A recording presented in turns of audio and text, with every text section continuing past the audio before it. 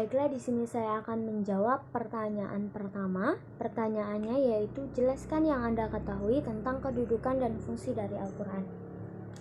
Sebelum kita mengetahui kedudukan dan fungsi Al-Quran, Al-Quran itu sendiri secara bahasa adalah bacaan atau dibaca.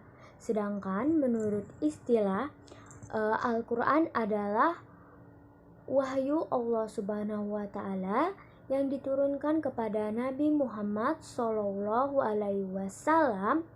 melalui malaikat Jibril dalam bentuk mushaf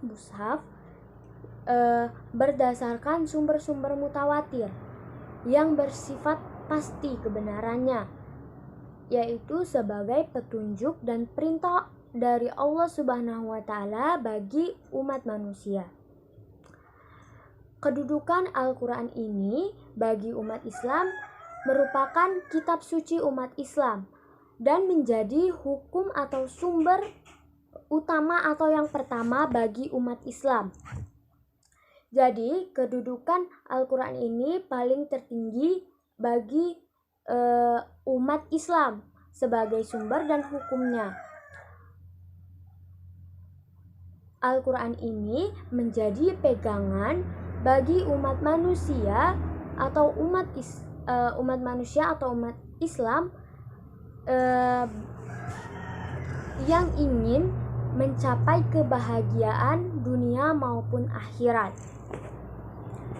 Maksudnya, Al-Quran ini menjadi pegangan bagi umat manusia untuk mencapai dunia ataupun akhirat. Dengan Al-Quran ini, manusia dapat menjalankan kehidupan sehari-harinya sesuai dengan perintah Allah Subhanahu wa Ta'ala, sehingga tercapailah kebahagiaannya di dunia maupun di akhirat. Jadi kedudukannya paling tinggi, menjadi sumber utama dan hukum utama bagi umat Islam, menjadi pedoman dan petunjuk bagi umat Islam. Baik, di sini saya akan menjelaskan mengenai fungsi dari Al-Quran. Pertama, fungsi Al-Quran adalah sebagai petunjuk bagi umat manusia. Al-Quran ini menjadi pedoman atau pegangan dari umat muslim. Walaupun begitu, Al-Quran menyatakan bahwa ia bukan saja menjadi petunjuk bagi umat muslimin, tetapi juga bagi seluruh umat manusia. Hal ini tidak lepas dari misi Nabi Muhammad SAW yang diutus untuk seluruh umat manusia, bukan umat tertentu saja. Jadi, di sini Al-Quran ini menjadi petunjuk bagi umat manusia, artinya adalah Al-Quran ini menjadi pedoman atau bimbingan segala hal-hal yang terjadi di kehidupan manusia yang berjalan di dunia untuk ke jalan yang benar sesuai dengan perintah Allah Subhanahu wa Ta'ala. Artinya segala hal yang segala aktivitas yang ada di kehidupan manusia itu harus sesuai dengan Al-Quran untuk mencapai jalan yang benar sesuai dengan perintah Allah Subhanahu wa Ta'ala. Di dalam Al-Quran menjelaskan Al-Quran ini sebagai petunjuk, yaitu pertama, Al-Quran ini menjadi petunjuk bagi umat manusia. Kedua, Al-Quran menjadi petunjuk bagi orang yang bertakwa, yang meyakini Allah Subhanahu wa Ta'ala. Adapun ayat yang menjelaskan ia sebagai petunjuk bagi umat manusia dan bagi orang yang bertakwa ada di dalam Quran surah Al-Jathiyah ayat 20, yang artinya Al-Quran ini adalah pedoman bagi manusia, petunjuk dan rahmat bagi kaum yang meyakini. Dalam Quran Surah Ali Imran ayat 138.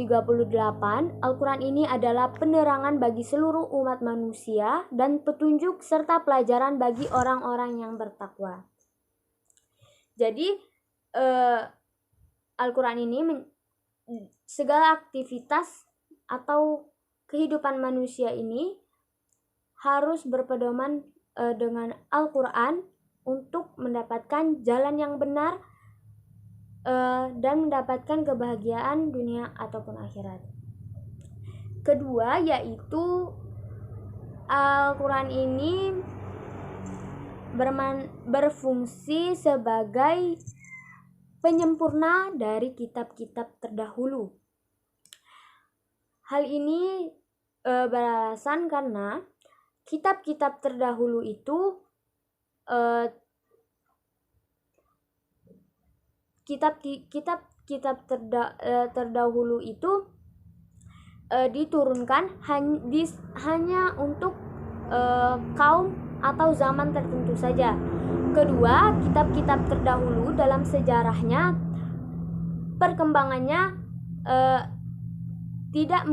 dalam perkembangannya itu tidak mengikuti perkembangan karena tidak boleh adanya perubahan.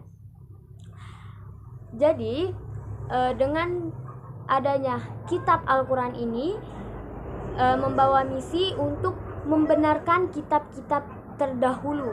Kedua, meluruskan penyelewengan kitab-kitab yang sebelumnya.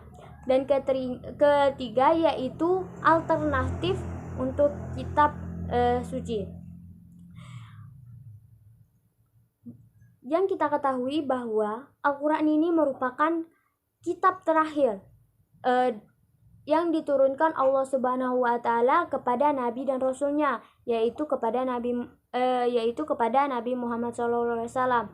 Jadi dengan Al-Quran ini dapat meluruskan atau menyesuaikan dengan perkembangan zaman dari kitab-kitab terdahulu tersebut dan menjadi alternatif dari kitab-kitab terdahulu. Al-Quran ini sudah berisi tentang Al-Quran ini sudah lengkap atau lebih lengkap dari kitab sebelumnya, seperti itu.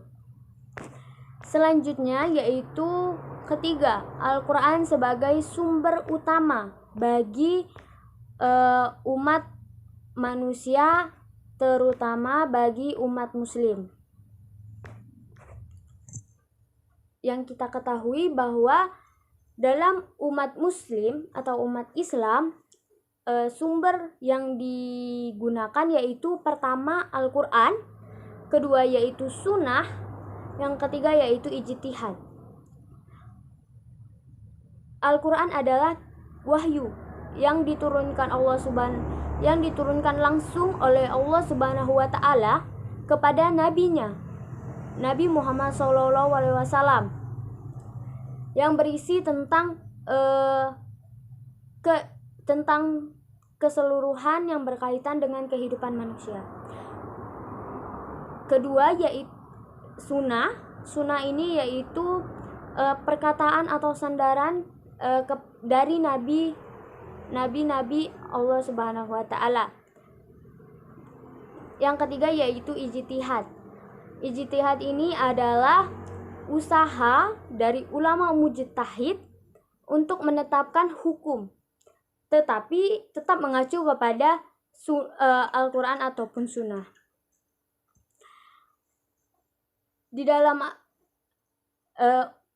Al-Quran ini sebagai sumber hukum Islam, Al-Quran ini sebagai sumber pokok Islam ini artinya adalah Al-Quran ini memiliki isi atau sudah mencakup semua kebutuhan dalam kehidupan sehari-hari, yaitu telah Al-Quran ini menjelaskan mengenai kaidah, mengenai akidah, akhlak, prinsip-prinsip dan hukum. Syariah, hukum, dan syariah tentang kehidupan dalam Islam. Artinya seluruh dalam kehidupan Islam ini telah dijelaskan di dalam Al-Quran. Jadi umat Islam dalam menjalankan kehidupannya disesuaikan dengan Al-Quran. Al-Quran ini menjadi sumbernya, menjadi pegangannya, seperti itu. Mungkin itu saja yang dapat saya sampaikan. Saya akhiri dan lanjut ke soal nomor 2.